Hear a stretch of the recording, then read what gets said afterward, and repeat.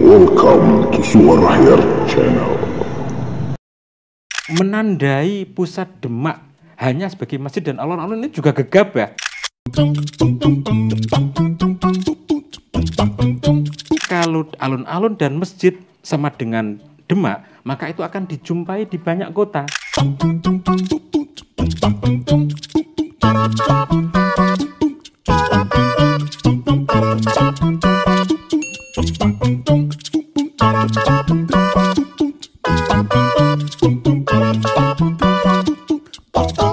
Oke, masih bersama saya Hyara Permana di ruang tamu, dan tamu saya kali ini Doni Ali Romdoni. Ini peneliti Kesultanan Demak yang sehari-hari mengajar di Universitas Fakultas Agama Islam di Universitas Wahid Hasim.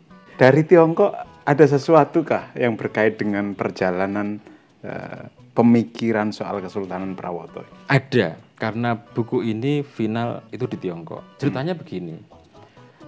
Orang-orang di Prawoto itu agak risih dengan benda-benda yang dituduh bekas peradaban Prademak, gitu loh. Karena misalnya apa itu, Mas? Prawoto hari ini itu mayoritas hampir semuanya santri, dia itu agak risih dengan benda-benda. Ini pada karena penyebutan di kampungku, mayoritas semuanya santri, dari 100 orang itu 101 NU. Iya. Dan karena santri itu kalau ada benda kok dituduh orang, padahal yang nuduh juga orang yang awam yang tidak benar. Khawatir sirik gitu. Iya, khawatir mengurangi kesantrinya, khawatir tidak santri. Maka benda-benda batu itu maunya dihancurkan. Ketemu benda yang tidak ada stempel halalnya, itu pengennya dihancurkan. Untung bentuknya rasanya kayak yang candi gitu. Makanya itu, bayangkan kalau ada itu. Iya. Nah, salah satunya, mohon maaf ini, dalam penelusuran saya, benda itu disebut sebagai yoni dan lingga. Ya, Dan karena itu, ini menggambarkan alat kelamin lah. Iya. Meskipun bentuknya enggak ya. Enggak ke sana. Nah, itu di sana agak risih karena khawatir itu akan mengaburkan identitas kesantrian. Khawatir automosrik gitu. Iya. Makanya benda-benda itu Mas, yoni itu ada kotak lubang di tengahnya tuh dicor, dikasih tiang bendera gitu. Jadi berarti sampai begitu. Ya. Nah, saya 1 tahun mungkin di Tiongkok, sampai di Masjid Nuji ya. Nuji di salah satu di kota mana itu? Di Beijing. Masjid tertua di Beijing, bukan di Cina, karena di Guangzhou itu ada yang lebih tua lagi. Ya. Di Beijing itu ada masjid yang Presiden Jokowi pernah mengunjungi dan sholat di sana. Di depan masjid itu ada 2 menara, dan di dalamnya, dalam pengamatan saya, maaf kalau yang berbeda, itu ada lingga yoninya. Dan itu dihormati. Jadi orang sana santai saja. Ini masjid lingga yoni, semuanya diwarisi, dirawat, nggak masalah. Di depan masjid lagi. Dan biasa nanti ada ukiran dari batu putih yang ada naganya. Ini mengingatkan kita dengan simbol naga di kita, misalnya itu di depan masjid. Ya damai saja. Masjid, naga, lingga yoni, semuanya diselimuti, dirawat, terhindar dari terik matahari dan hujan. Oke. Saya ingat, loh, Kuwi ora dadi kafir. Itu juga nggak dikeprui. Kalau terus sana itu. Iya. Saya bilang, loh, ini kan benda-benda yang juga ada di tempatku. Gitu. Kok masyarakat saya menjadi risih misalnya. Kemudian saya juga tiba-tiba teringat ternyata di komplek makam Jeng Sunan Ampel. Di Sunan Bonang di Tuban. Itu kalau kita setelah masuk ada langgar dalam, kita belok kanan, di depan gerbang itu ada lingga 2 menyambut tamu. Ya. Kesimpulan saya, maka jejak batu dan batu bata, kalau kita tidak buru-buru menyimpulkan, Majapahit dan Demak ini harmoni, bersatu, bertemu, ibarat lingkaran tuh saling ketemu. Ya. Kalau matematika ada diagram Venn-nya gitu lah. Iya. Ada bagian yang nyambung. Ketemu dan beririsan. Tapi masyarakat di Prawoto kenapa jadi risih? Maka dari situ kemudian timbul energi untuk riset ini harus final. Harus final, dan akhirnya gayung bersambut ya, naskah ini terbit. Sebetulnya awal mulanya itu, definisinya memang di Tiongkok. Oke. Pas saya melihat jejak jejak hampir sama saya temukan di negeri Tiongkok. Oke. Itu sebetulnya. Jadi tidak kemudian punya rancangan besar mau jadi apa, Tidak, tapi lebih tidak. pada sisa-sisa sejarah, peninggalan sejarah di kampung itu selamat dulu gitu lah ya. Iya. Tadi Dan balik dulu saya nggak pede untuk ngangkat itu. Serius, kenapa? Ya nggak tahu karena temboknya sudah terlalu besar. Kesimpulan orang sudah mata peneliti sudah tertuju ke situ. Water dengan kue sopo. Geser itu hampir nggak mungkin gitu loh, Mas. Hampir nggak mungkin itu. Kalau sekarang ya gak ono lah sing ngomong kue sopo gitu. Itu kenapa sampai ke riset ini. Sejauh ini dukungan datang dari mana? Dukungan yang terkuat gitulah. Institusi barangkali. Saya belum bisa menjawab itu, tetapi respon berdatangan, respon positif, kemudian menawarkan literatur, menawarkan sebagai partner diskusi, itu datang dan saya berterima kasih kepada semuanya, meskipun yang nyinyir juga ada. Ya. Aku ora. Dan ini banyak, tapi ya saya bisa berempati kalau saya ada di posisi mereka, saya mungkin akan melakukan hal yang sama. Ya. Hal yang sama. Artinya ini perlu meyakinkan saja gitu proses. Iya. Proses untuk meyakinkan itu tentu tidak gampang. Tidak gitu. gampang. Bahkan saya kalau capek gitu ya, membayangkan diskusi ini kadang kan yang namanya orang. Tapi saya begini, asumsi boleh beragam, data boleh berserakan. Tugas saya adalah menunjukkan kekayaan data yang saya jumpai. Semuanya akan kembali kepada pembaca. Audien memiliki kedaulatan untuk mengambil kesimpulan. Oke. Sekarang beri saya alasan terkuat mengapa pendapat bahwa Prawoto adalah Kesultanan Demak itu benar. Kenapa Prawoto adalah Kesultanan Demak itu benar? Ini kayak penguji disertasi.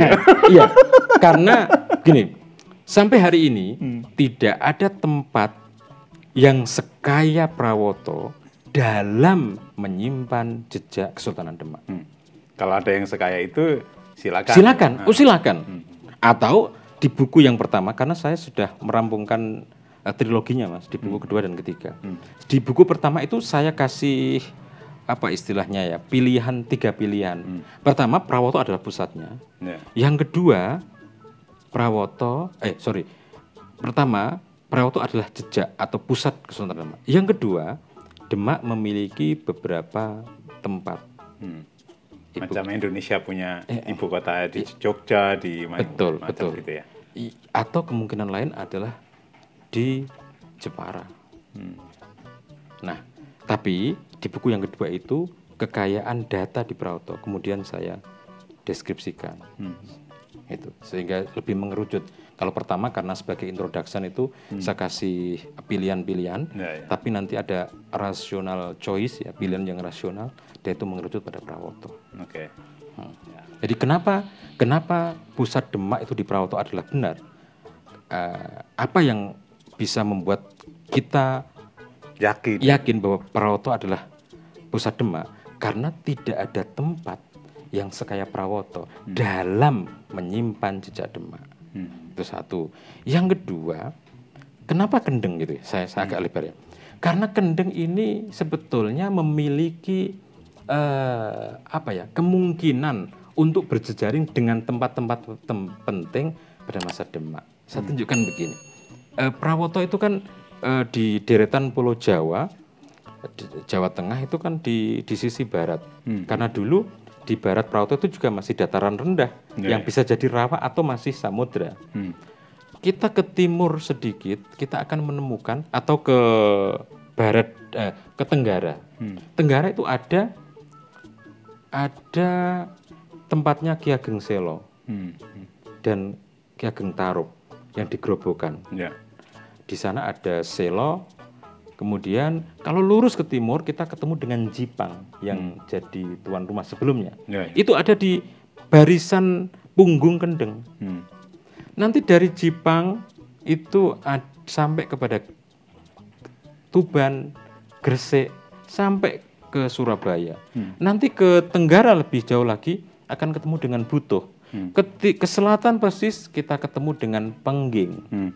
Itu saling terhubung. Sehingga ibarat satelit itu memang terkoneksi dengan tempat-tempat penting, sentra-sentra penting pada saat itu. Gitu loh. Dan wilayahnya stabil, Mas. Pegunungan Kendeng itu.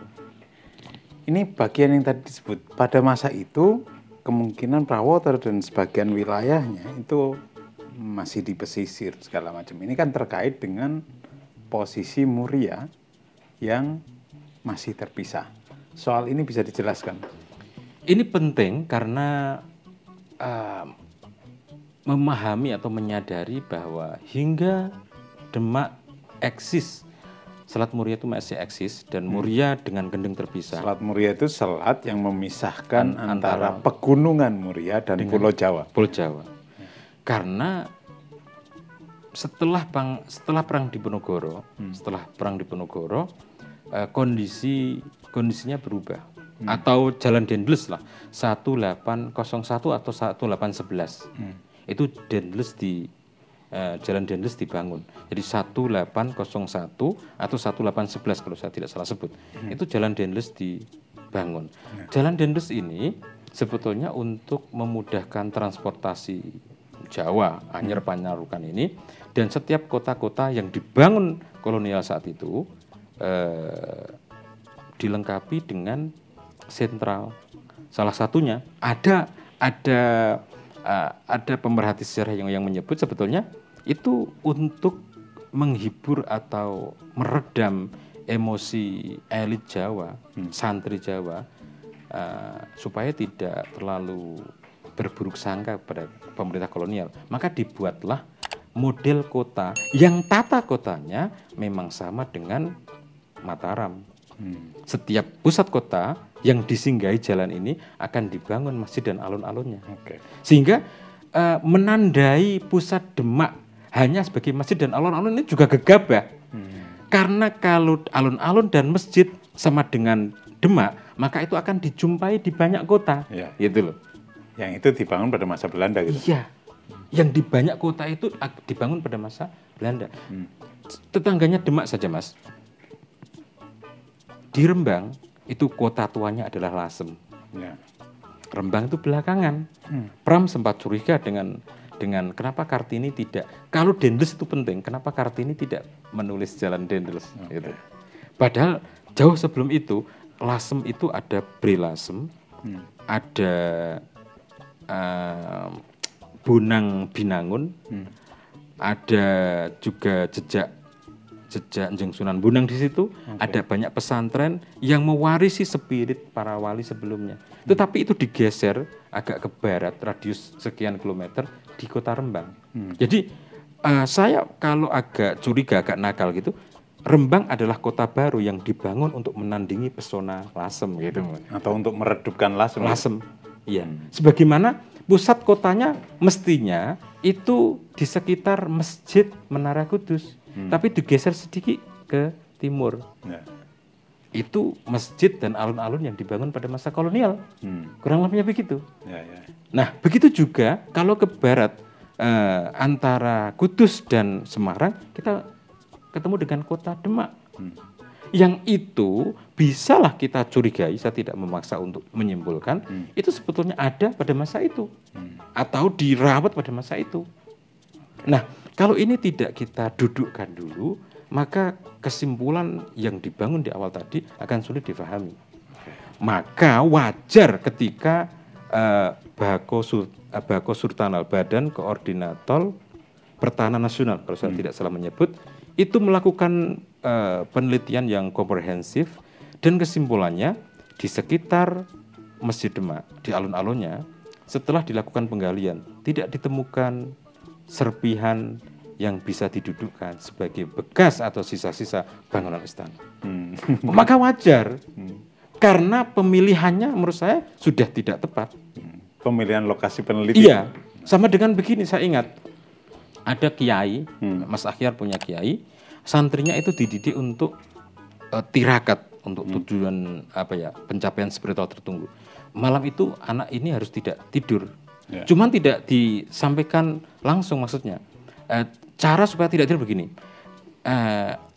Manggilnya misalnya Kang santri, cincinku hilang di bawah pohon sawo itu. Cari dan jangan tidur sebelum ketemu. Padahal enggak ada yang hilang. Nggak ada cincin. Maka sampai kapanpun juga nggak bakal ketemu. Tapi santrinya pasti nggak tidur. Pastinya tetap terus mencari dan tidak tidur. Sama dengan kita disuruh mencari jejak yang di situ sebetulnya tidak ada. Maka kesembunyian tidak ada. Nah, kalau tidak ada, jangan katakan tidak ada. Bisa saja zonanya yang keliru, wilayahnya tidak tepat. Maka saya tidak buru-buru mengiyakan bahwa Demak tidak berjejak. Itu motivasi saya. Jadi saya sebetulnya orang yang sedang mempertahankan tesis bahwa Demak itu besar dan jejaknya melimpah. Maka saya tidak buru-buru tunduk kalau ada kesimpulan Demak tidak berjejak.